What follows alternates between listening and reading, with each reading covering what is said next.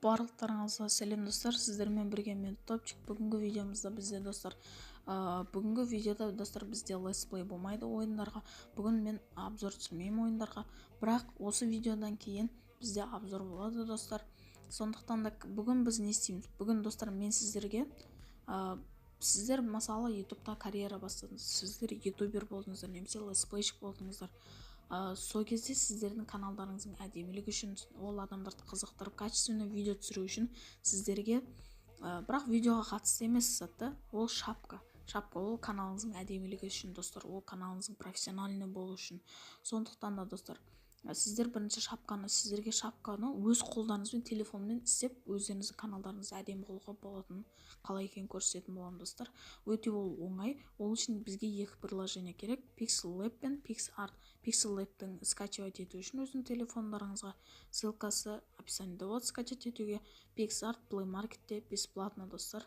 Сондықтан да тартамыз, Play Market'тен тартамыз, PixArt'ты, Pixel Lab'ті ссылкамен тартатын боламыз. Сондықтан да достар, шапка дегенді көбісі білмеуі мүмкін, сондықтан да сіздерге соны көрсетіп кетейін деп тұрмын. Міне достар, шапка деген міне мынау тұр ғой, бізде Topchik KZ деп дәу болып жазылып тұрған. Достар, мойындаймын, бұл Topchik KZ дегенді мен өзім істемегенмін.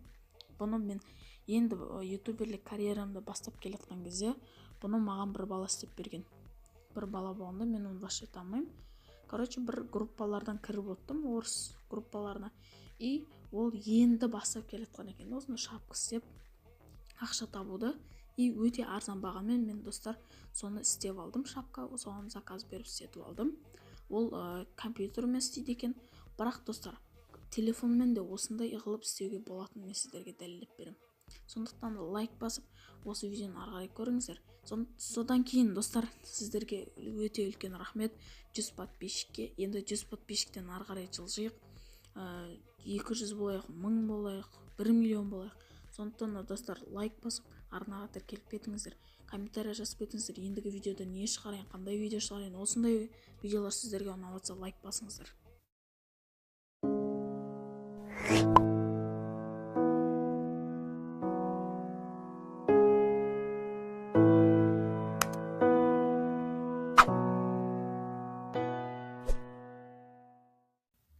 Достар, біріншіден бізде шапкаңызды істеген кезде сіздерде неше түрлі өзіңіздің атыңызбен жанында персонаждар тұрады. Мысалы, любой бір ойынның, мысалы сіздің темаңыз бубук болса, онда сіз кіресіздер. Мысалы, мен достар Brawl Stars'ың несін істейін, шапкасын.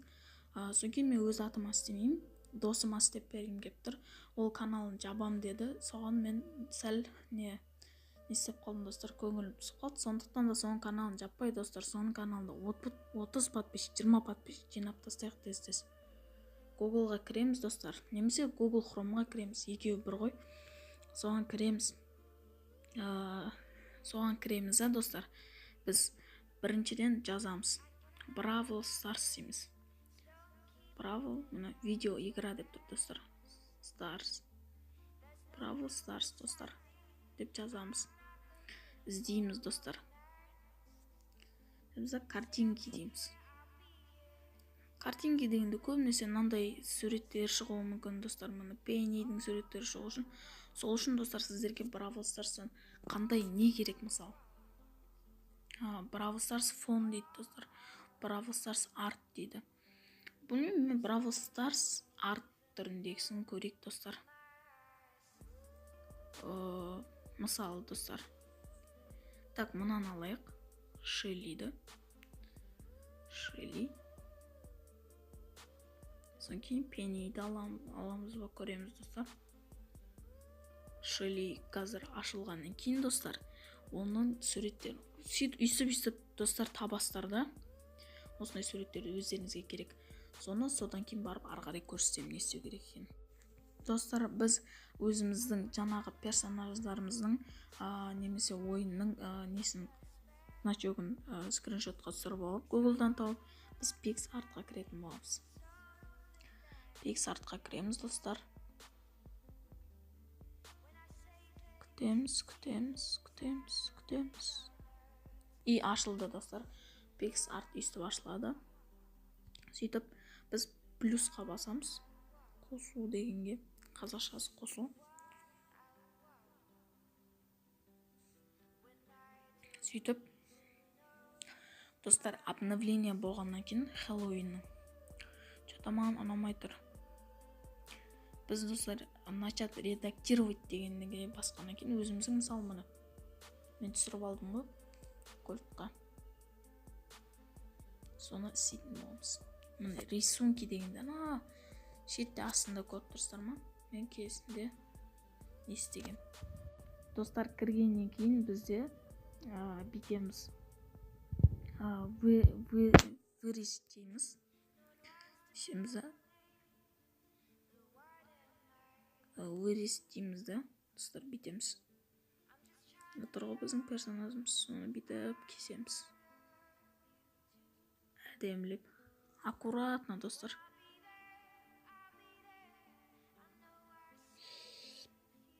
Ай, қисық кеттім. Көп жерімді қисық кетіп адам. Енді істейік.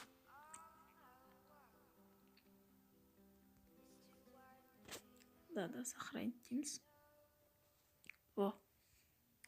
Міне достар, үйсіп істеп аласыздар. Мен сәл қателесіп кетіппін. Үйсіп істейсіздер да. Бұны кішірейтесіздер. Осын істеп аласыздар. Сөйтесіздер да достар. Бұлай қарай өткізіп жібересіздер. Ондай нелерді пропуск дейміз достар. Үшімізді галереяға сақтап қоямыз. Өйстіп біз нелерімізді істейміз да достар. Содан кейін барып шапка істеудің ең маңызды жерін көрсетемін достар.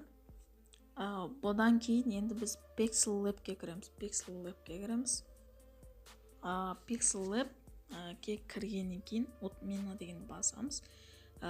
Қалам жаңа суретін басамыз. Міне қалам, одан кейін тағы бір қаламды басамыз. Содан кейін new text деп тұрады. Содан кейін өзіңіздің текстіңізді жазамыз. Біз Бравлер дейміз достар, болды. Сөйтіп сәл дәуітеміз. Қалам жағы басып, ТТ дегенді басып дәуіте өжіңіздер болады достар. Сол удобно. Бүйтіп орындарын ауыстырып істеп қойасыздар. Мен дәу емес қып істейін дедім достар. Слишком дәу емес қып. Чтобы басқа суреттерге де орын жету үшін.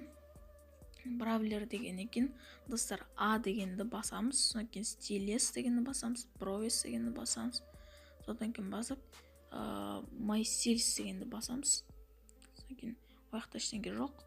Simple дегенді басамыз. Ең біріншісін. Бәрі Simple деп тұр. Осылайынан қыламыз. Бравлер деп содан кейін достар Color дегенді басып цветін менкіндей қыламыз. Мынандай оранжевый қыламыз. Şimdi save is image дейміз. Save to gallery дейміз достар. Мынандай рекламаларды құртып тастаймыз. Бәрі дұрыс достар. Болды. Осыдан кейін достар біз қайтан Pixar. Достар, ұмытып кетіппін, кешіріңіздер. Бүйтесіздер, одан кейін бұлайына кетірмейсіздер. Мынау 2 4 бұрышты болып тұр, соған басасыздар да. 1 2 3 4-ші болып тұр.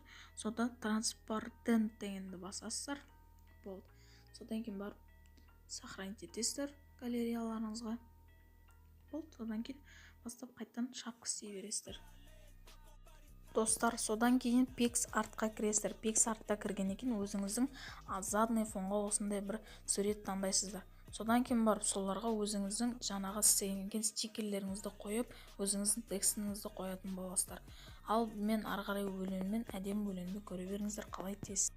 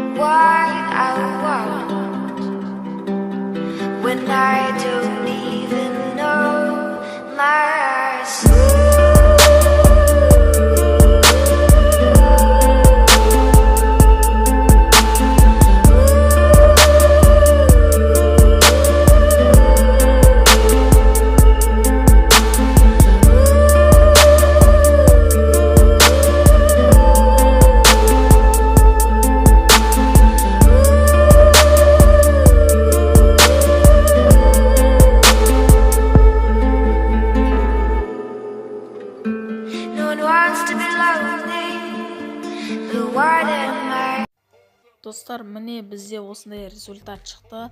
Ну, нормальный деген ойдамын, достар. Өйстіп каналдарыңыздың аватаркасына қойсаңыздар болады, істеп көрсеңіздер де болады. Менде онша шықпады деп айтпаймын, нормально шықты. Достар, егер де мен бұны өзгертетін болсам, онда мен ВК группама жазылыңдар, сол жерде өзгертіп істеп көремін тағы да. Бұлай мен сіздерге түсіндірдім деген ойдамын. Лайк басып арнаға тіркеліп кетіңіздер. Сіздермен бірге болған мен Топчик.